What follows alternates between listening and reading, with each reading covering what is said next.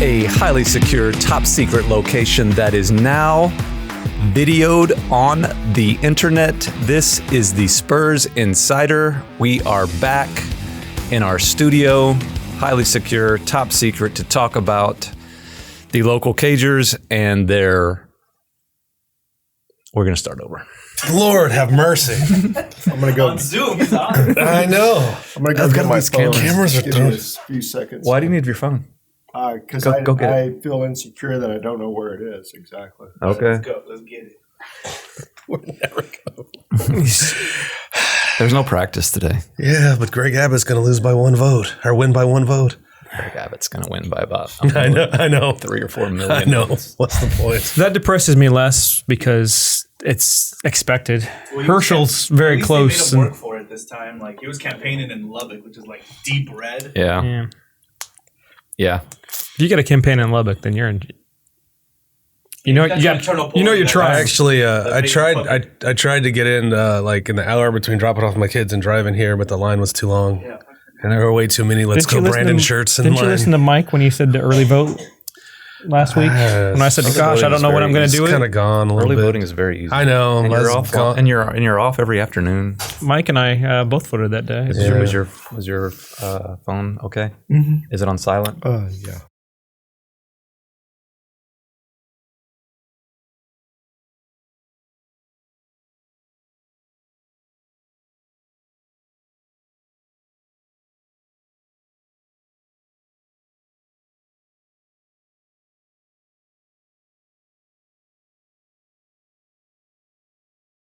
From our highly secure, top secret video studio, also still available for your listening pleasure, this is the Spurs Insider. We are meeting again a week or 2 weeks into the regular season to talk about all things Spurs. I am your host, Mike Finger, joined by Jeff McDonald, Tom Orsborn, Nicholas Talbot. And we will start on the story that Tom Orsborn has owned for the past couple of weeks. It has been something that you are working on every day with your salmon mug that now the viewers can see. What is going on with Josh Primo, Tom Orsborn? Well, we're kind of in a holding pattern right now. The lawsuit was filed by Hillary Cawthon last Thursday in Bexar County, civil suit. The Spurs have a time period. The Spurs and Josh Primo have a time period in which to answer that with a suit of their own. That's usually the next step in these situations, to answer the suit with a countersuit saying these claims are baseless, something along those lines.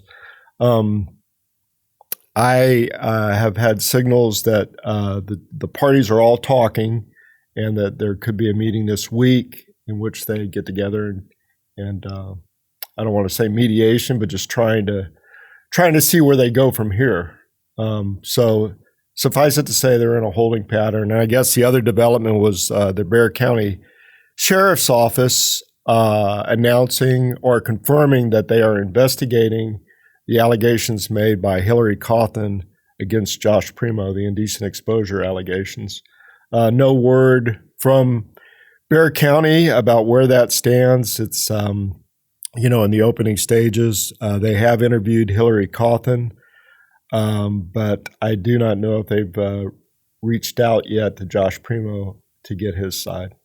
You talked about the parties involved, and that remains kind of the unique aspect to this case as opposed to cases that people are familiar with involving other pro athletes, other pro teams, where generally it's like an accusation is made and then the team and the player are on the other side of it. In this case, the Spurs have waived Josh Primo already. They haven't specified why.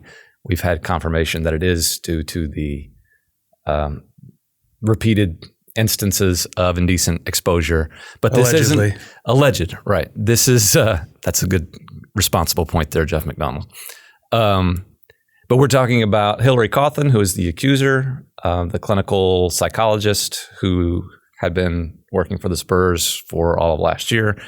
You have the Spurs, who Dr. Cawthon said did not respond in a timely manner to her concerns. And then you have Josh Primo. So it's kind of a complicated case in that the Spurs aren't necessarily saying that Hillary Cawthon is not telling the truth about Josh Primo, but they are suggesting, as Greg Popovich suggested in a very forceful statement before last Friday's game against the Los Angeles Clippers, is that right? That anyone who has watched the Spurs over the years should know that something like this will be taken seriously. It's going to be tricky.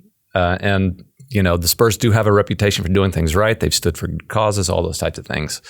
It's hard to make that argument, though, is because we've done great things in the past, you should know we did great things here. It's all going to have to play out. Basically, Pop said, we're the Spurs, trust us. Correct. I think to sum it up in 2 sentences. That's a fair summary. And a lot of people will feel that way, but I don't think the legal system will feel that way. So, Right. It's fair for Pop to feel that way. Right. But you've got to prove it. And to be clear, none of us have any reason to believe that Pop does not believe that. Sure.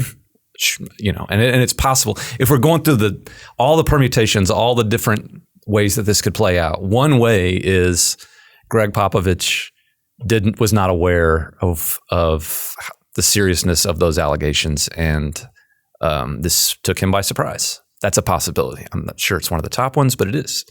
So everything has to be considered. Like I said in the newspaper, we don't rush to convict anybody. We also don't rush to exonerate and say nobody could have done this. So this doesn't make for clickbaity podcast discussions here. Like, we're not causing any controversy here, but I think we've kind of covered the bases there. And along those lines, there's been no indication that Dr. Cawthon is anything but a serious, right, ethical professional. There's nothing in her background that indicates that she makes baseless claims like this, that she has a history of it, would make a baseless claim. There's no history of her being litigious, and her peers and colleagues, the professional organization that she belongs to, speak very highly of her. And I guess to cover the last base, Josh Primo is still innocent until proven guilty. I mean, we don't know for sure that he did anything wrong. So, I mean, we need to just be clear about all that stuff. Again, this is not. It all goes back to the Spurs releasing. Exactly. Correct. We don't know that he did anything wrong, but the Spurs believe there was something there. Correct. Clearly. And Josh Primo, notably, when he put out his first statement after his waiver, there was nothing in that statement that indicated he disagreed with the Spurs' decision to release him. So put all that together, still have a complicated situation that, as Tom mentioned earlier, is not likely to resolve itself before our next podcast. We still don't know a lot for sure, so it's hard to really delve too deeply into it. Correct. So that being said, not to minimize the seriousness of the allegation or anything like that, there's just not a whole lot else that we can overanalyze, and there's no smooth segue into this, but now we can get into the on-court stuff, which is why the viewers and listeners are here, about the basketball, about the local Cagers. And since we last met, I'm not sure if the hometown San Antonio Spurs have won a game. I might be missing one of them in there. I think you might be correct. Yeah. It's 0-4. So, but it did go from 5-2 to now 5-6 at the time of this recording in the secure location. I don't think they're going to make the playoffs, man. Is that something you're ready to go to Vegas and bet against? As the Spurs making the playoffs? Yes. Well, let's be fair. Pop said they're not going to win the title. That's true. Which I am now on the record. I'm ready to bet against that. Okay. They are not going to win the championship. Okay. You can probably bet $10,000 to win $1 on that bet. Hey, $1's $1.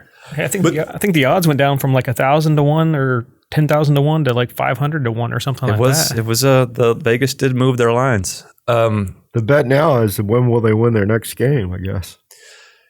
It's the schedule. Like, on the one hand, they haven't been getting just completely blown out, other than the Toronto the worst loss in the history of Greg Popovich's coaching career. But when we were been all right. But when we were imagining what the season was going to be like, and I won't use the royal we, I'll just say when I was imagining what this season was going to be like.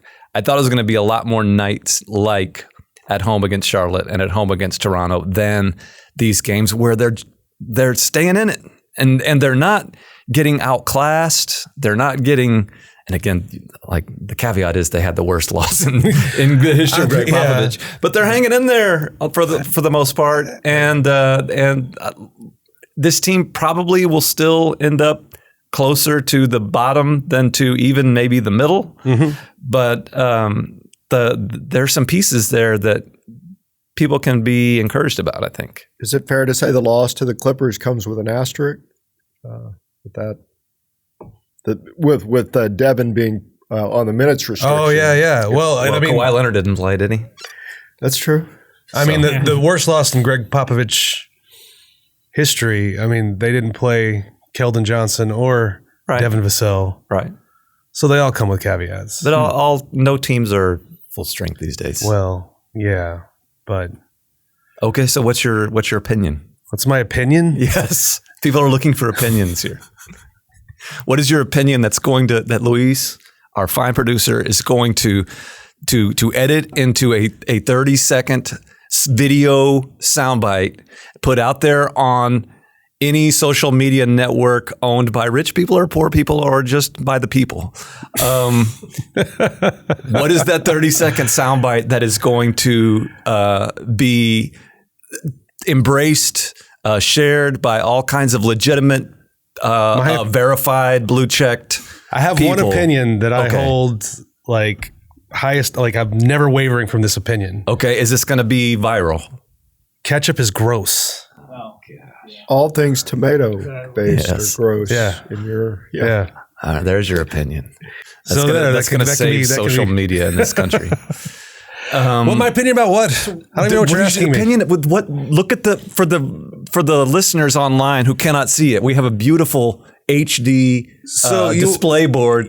That names this podcast and also includes the topic of discussion theoretically. Spurs Insider. You are inside the locker room, inside the media room, covering the Spurs. What is your opinion? Your question to me is, what is my opinion of the Spurs? Yes. This is where I feel like Greg Popovich in these pregame interviews where people ask these nonsensical, general, broad questions that there's no way to answer. What's my opinion of the Spurs? We were talking about the last 5 games for about 2 minutes. They're not good, Bob. Okay. They're not good. Okay. They play hard. They fight hard, but they're not good. Okay. Video that, clip that and put that out there. This is like in front of the HD board. Jeff McDonald says they're not good. People expect a certain degree of analysis, insight. Why? Because why it would says they? Spurs Insider. You're an insider. But how many of these have we done? 200? A lot. They should know by now. I think we're up to 138, 140. They should know by now. Do we have a lot of games. They should know by now. There's a lot to watch here. That's the growth of Devin. Yeah. The growth of Keldon Johnson, the flashes of Jeremy Sohan that we're seeing that are very promising. So here's one interesting thing from Tom is superior in every way to what you bring to this podcast. I think we already knew that. Yes. And he probably eats ketchup, so that's just true. not I weird. love tomato. Well, he likes tomato-based Italian dishes. We need to do like a point counterpoint on that topic. Mayonnaise is gross. far I'll would go that there. go? Mayonnaise is gross too. Okay. What were you going to say about Keldon Johnson and Devin Vassell? I was going to say, he was mentioned, Jeremy. Have we decided if it's Sohan or Sohan? Because he pronounces it both ways as well. I had heard when we were in Minnesota that Bill Land, friend of the podcast, Yes. there is on the Spurs notes, game notes that often have pronunciation guides for opposing announcers. It says Sohan. So when you go to opposing arenas and you hear the PA announcer, like in Minnesota, Indiana, Denver, or wherever, you will probably hear them say Jeremy Sohan. But Bill Land, friend of the podcast, said that he asked Jeremy Sohan himself, and Jeremy Sohan said it's Sohan. Okay, this is interesting now. This is interesting. So Bill Land says, I'm going to go by what the guy wants to be called. Okay, this is interesting. But the notes say Sohan. If we just say it with a British accent, does that solve the issue? Right. That's what also... So the reason I even thought it could be Sohan is I just heard him walking off a shoot around at, I think it was Indiana or I guess it was Indiana, and he's just yelling, Jeremy Sohan. Now maybe he was making fun of the announcers announcing it. Well, I didn't ask him about it. Now that I'm thinking about it, can you imagine a British person saying Sohan? Like that doesn't sound very British, does it? You're right. Can anyone do a British So maybe, accent? like, I don't want to impeach Bill Land's credibility. But he's also Polish. That's true. And he was born in Oklahoma. This is something for our next podcast. So it might be Sohan. It could be. It could be. Anyway, the game against the Clippers, he had the one like putback dunk on top of Paul George that everyone remembers. But the part that was interesting to me is like Paul George was amazing that game. He scored 32. But every time the Spurs used Sohan to guard him, the Clippers did not like that matchup. They kept trying to get him off of Paul George, and that kind of said something to me. Didn't Greg Popovich mention again Dennis Rodman light? But everyone on this team is now compared to some Hall of Famer that Pop has coached. He's Dennis Rodman light. Trey Jones is a combination of Avery Johnson and Manu Ginobili. Jakob Poeltl is a combination of Tim Duncan and David Robinson. Which finally I asked Jakob about all this. And he says, if all that's true, we're going to win the championship. So I thought it was a great answer. It is. It is. Along those lines of like, while I'm admitting to stuff I got wrong a month or two ago, the first of all, just the competitiveness, and that's not even, I knew they'd compete, but I knew they'd try hard, but they're staying in games against good teams. Like that's a surprise. Sometimes. Maybe that won't last forever. Probably won't, but that's been a surprise so far. Trey Jones, I think I mentioned last podcast, like there's something there. He's a usable point guard. He's a guy who on a good team probably could get productive minutes as a backup. Like there's something. Last year, what got me is what is his skill? What does he bring to the table? And when you're that small and you aren't a 3-point shooter, can you really stick? He can stick. He can do some stuff. Yeah, and part of it is he improved his shot and can at least be he'll hit one or two here or there. The other thing that I think we might have mentioned the last time we were in this videoed location was about, does Keldon Johnson have that next level? Like I think I might have said something ridiculous. Like we sort of know who he is now. He's made big improvements from his rookie year to last year. Is he going to hit that sort of plateau where he just becomes a really solid role player? Like it seems like there's another gear there, and it seems sort of not to bring up a cursed name to Spurs fans, but it reminds you a little bit of Kawhi Leonard and just the way that year after year after year he adds something new to his game and takes huge leaps. Is that unfair? Do we think he's a much different player than he was last year, or there's just his usage is so much higher and he's just getting more opportunity? That's fair. Like I don't know what skill he's doing differently this year that he was doing. Wasn't doing last year. That's what I mean. I think his shooting is a little bit better. He shot a lot better last year. He shot 40% from three last year almost. Like it's not like this is a surprise that he's hitting. He's just taking more of them and hitting more. The volume and being able to get them off is a skill in the NBA. So there's that. But usage rate. I mean, sometimes you go up on usage rate and you start clanking them off the boards because you're just not taking shots. You're still getting good shots off. He's kept the same efficiency with a higher usage rate. That's the one thing. Part of it might be, again, in my head, I believe he started slow from three last year. Yeah, that's true. And then when he started hitting them, I just kind of looked at it with a skeptical You waited for it to come down back to I was waiting for it to come down, and I guess it never really did. Like you said, his percentage was good as a whole last year. But now it's starting to seem legitimate. It's a surprise when he misses. It's a surprise when he misses. It's a surprise when he misses. Yeah. And I would say the same for Vassell. I mean, he started this year 0 for 8 in the first game. And since then, he's not been missing anything. Like those two really look like pieces that can be a part of something going forward. And again, neither probably will be the number one player. You want them to be your 2 and 3 kind of guys. Are they? When you look at teams that win the title that have, kind of the super team type of deal, do you think that, and it depends on who the number one is, obviously, how good is the number one, but with a clear cut, let's say with like a player of Nikola Jokic's stature, who's been, MVP-ish type of person. If you put Devin Vassell and Keldon Johnson around him as his 2 and 3, does that compare to, let's say, a Jamal Murray and who's their third, Michael Porter Jr., somebody like that? That's hard for me to say because I just watched that team, those 3 players in particular from the Nuggets just annihilate the Spurs 2 games in a row. Right. So that's hard for me to. There's probably some recency bias there. Sure. But yeah, and so I don't know. Yeah. But I mean, you also, Jokic is the difference in that situation. Yes. There's one team has a star, the other, Yes. I think the question is, and I guess the other factor to add to this is Denver hasn't yet competed for a title with that great player. Right. So if you just use Jokic as an example of a franchise player that every team needs, like Jamal Murray and Michael Porter haven't been enough. Yeah. Would Keldon Johnson Murray's and Devin been out Vassell for a year and a half. Like they haven't really had all their pieces either. Right. But there are questions about the Nuggets, sure. Yeah. Last time we talked from various secure locations without the video, without the beautiful board here. I had asked about the possibility that this team could hang around into the new year, still kind of competing. I mean, they're not the Utah Jazz for crying out loud. That's the Utah Jazz leading the Western Yes, Conference. they are. 9-3 right now. It's impressive. Like Will Hardy is coach of the year right now. Former Spurs hands video down, coordinator. give him the trophy. Yes. Or should he be fired? To use your joke from last week. The Jazz were trying to tank, or the front office was thinking about tanking. They could still work that out. They got a big leap from Laurie. That's really helped them. Yeah.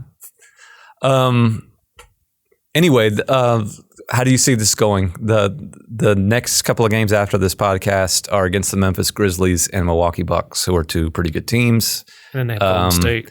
Then it's a long road trip. Like, could this all start going the tanking way? I shouldn't use the word tanking. No, could it all go the way we thought it was going to go over these next few games, or is there still that chance of them? I mean, they could mess around and win a game there somewhere that you don't see coming. We were maybe Golden State, the way the Warriors are playing. I'm kind of joking a little, but if they lose those next 3 games, they're 5-9. But after that, there is a winnable stretch even on the road. They got a Sacramento. I mean, Portland might be winnable. There's a couple of games in there they can win, but I think you're more on the trajectory where you thought they would be than after they get. I think they have 3 games against the Lakers this month. Yeah, 3 games against the Lakers. Who would have thought you'd just be laying up waiting for LeBron to feast on LeBron's team? They've been a little bit better after they moved Westbrook to the bench, though, but not like world beaters, obviously. Yeah. They've won a game. So your local Cagers will figure out a win or 2 in there, but yeah, they're going to lose. I mean, we knew that coming in the season, they're going to lose a lot more than they're going to win, and that's where. Yeah, I was just going through the schedule, and I think I counted them up to like 30, 31 wins. Which is better than take. So I was just giving them the Sacramentos and whatnot, and teams that might be playing better. Obviously, things can change on that, but I think the over under this begin the season was 22.5, and if they get to 30, 30 is quite an achievement. It would be quite an achievement. Yeah, I'm not disputing your. I'm just saying that's where I got to. I got to 30, and I was like, oh, that's more than I thought. But I was giving them a lot of Lakers games. So that's coach of the year consideration. How many games are going to win after the trade deadline, though? Well, that I was obviously counting on that. That could really change that scenario and take it all the way down to the 20s. If you lose Josh Richardson, if you lose Doug McDermott, if you use Jakob, obviously you're not going to win a lot of games after that. There's still no reason to think that Pirtle will stay around past the. I mean, who knows? Trade deadline. The way he's playing, you should be able to get a nice pick for him. I mean, I think you can get if you got a first round pick for Thaddeus Young, you can get a first round pick for Jakob Pirtle. Someone's going to be desperate. All in all, they've been fun to watch. They play hard, as Mike Finger said. The crowds have been into it. The attendance hasn't been too terribly bad. So it's been a success this first third of the season. I think what day is this? Tuesday? Albeit one very shocking personnel move. Oh, yeah. Yeah. Not to harp on the Primo stuff, but do you guys think that moving forward, building a basketball team, is that Primo news going to have lasting effects on building a team and moving forward, other than the legal stuff? There's somebody else in the room asking questions. I don't know what just happened. Our producer Luis just asked about Primo's effect on the future, the Primo decisions effect on the future of the. I mean, franchise. you just punted a person you were counting on to be part of all that. So I mean, it's obviously going to have an effect. It could have a huge effect in terms of the leadership of the basketball operations.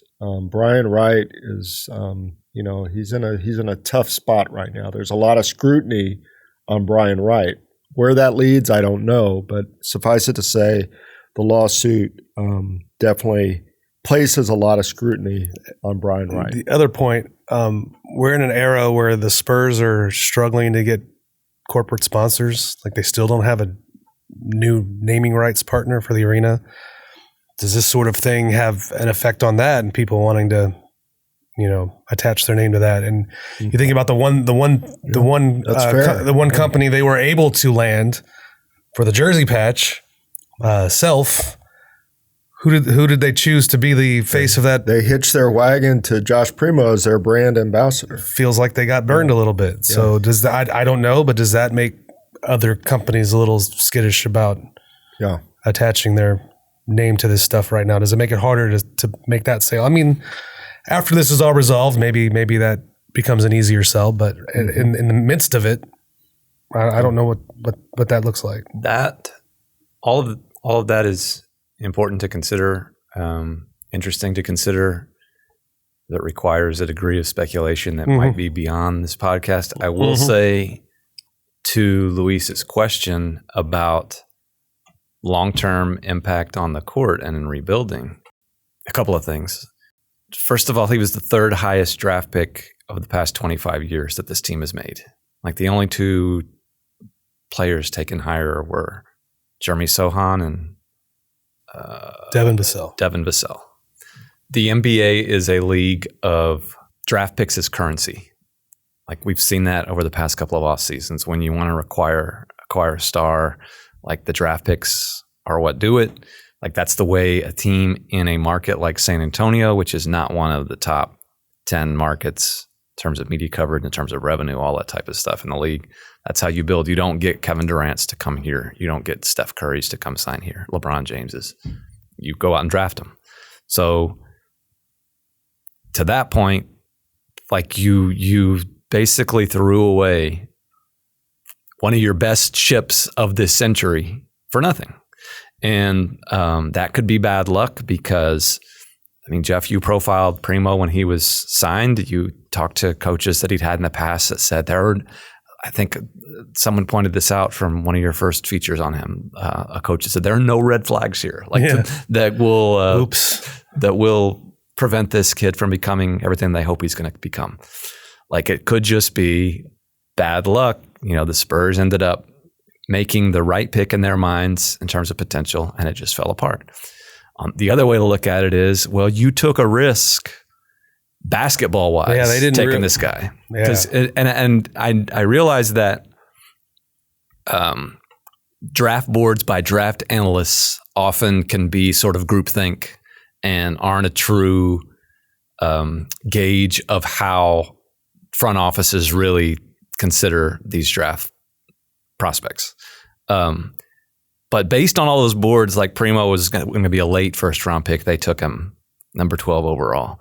That was sort of a leap of faith they were making in Josh Primo. Like, he's the youngest player in the draft. So how far does he have to go? Like, look at all this room to jump and improve, and he's got so much talent, and that's he's the youngest guy in the draft. He's the youngest guy in the draft, and that's one of the reasons they took him. Like, yes. That was not a drawback. That was part of the appeal. So that didn't work out. And so that mistake, when you make mistakes like that, it comes back to haunt you eventually, or it has the potential to. So, and then this feeds into, I'm hesitant to get into fallout in terms of people's jobs, things like that. But if you just look at a GM who takes a pick that high and it doesn't work out. If we take the legal stuff completely out of it, like that doesn't look good. Yeah. And it could just be bad luck. By the same token, it's not the first Sure. late lottery pick that didn't work out. Right. And teams recovered from that. It's just the most it's just the most obvious in terms of a team just having to move on and not getting anything in return, what have you. Yeah. Well, If you make a bunch of those, like those start to pile up. again, I mean, the scrutiny is squarely on Brian, not only for the pick, but also the handling of Hillary Cawthon's accusations. So there's no escaping that. And I'm not passing judgment or saying who was right or wrong, but the scrutiny is squarely on him. Because he's named. Yeah. Right. Yeah. In the suit. That's it. So Yeah. that's fair. It's fair. Yeah. Are we winding down here, Luis? Anything else? You want to Charles Bassey? You want to talk about this guy? Sure. There's a positive development. I will say this: if Taps allowed the Spurs in this year, I bet they'd win it. I bet they win the title. Yeah, but well, I don't know. You don't think they could win the Taps title this year? I mean, they might tank that too. Maybe. They want the first Taps draft pick next year.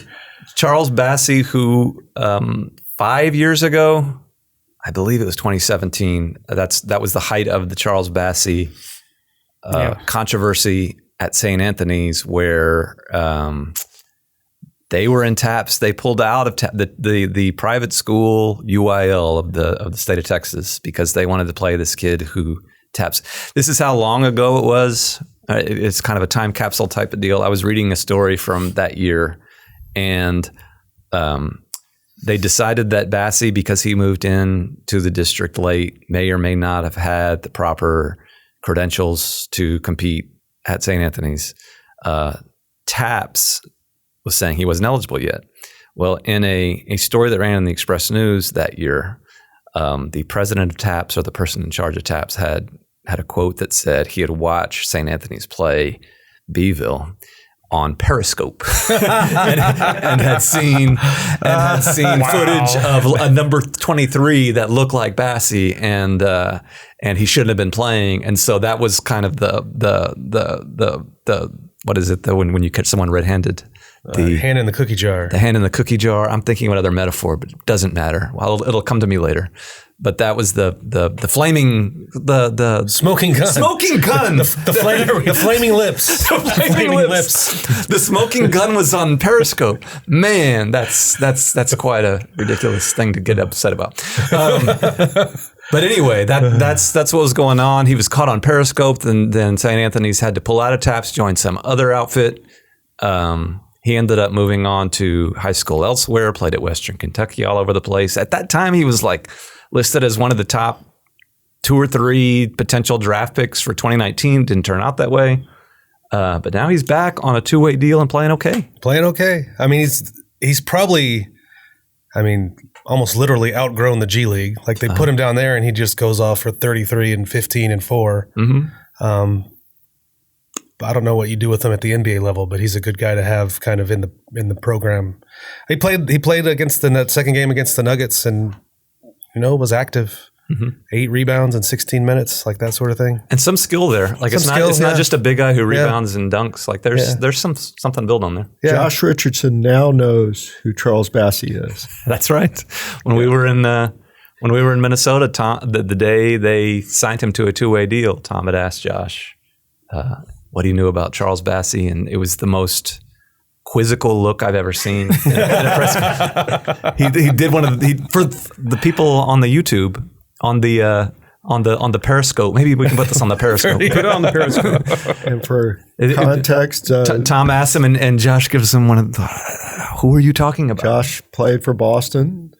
Bassey played for Philly. I thought there would be some sense of awareness. I don't think Bassey played much for Philly. No, but 20-something games, I think. Yeah. I know DeJounte Murray would have a full scout. DeJounte Murray was scouting that dude at St. Anthony's. Yeah. You know, Tom, I watch a lot of basketball.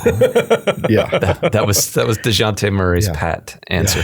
But now Josh Richardson knows. And I will say this. Josh Richardson, when you asked him that question, was not dismissing it, was not saying it was a bad question. No. He seemed eager to learn because he understood that even if you're not aware of something, Here we go. that even if something wrap is it up. new to you, You think so? Yeah. that there can be joy and something to be gained in learning about that, not shutting your mind off to it, but learning about something new. Do not have contempt before investigation. Do not have contempt before investigation. We need to get the more, want to the more you know investigate. logo. want to learn about something new that might be able to help not only you but those around you. And who an knows, open maybe mind. that something new could end up changing your week, your month, your season, your life. life. And that's what I would implore the listeners and viewers of the Spurs Insider to do until we see you next time. Take care of each other and keep it real.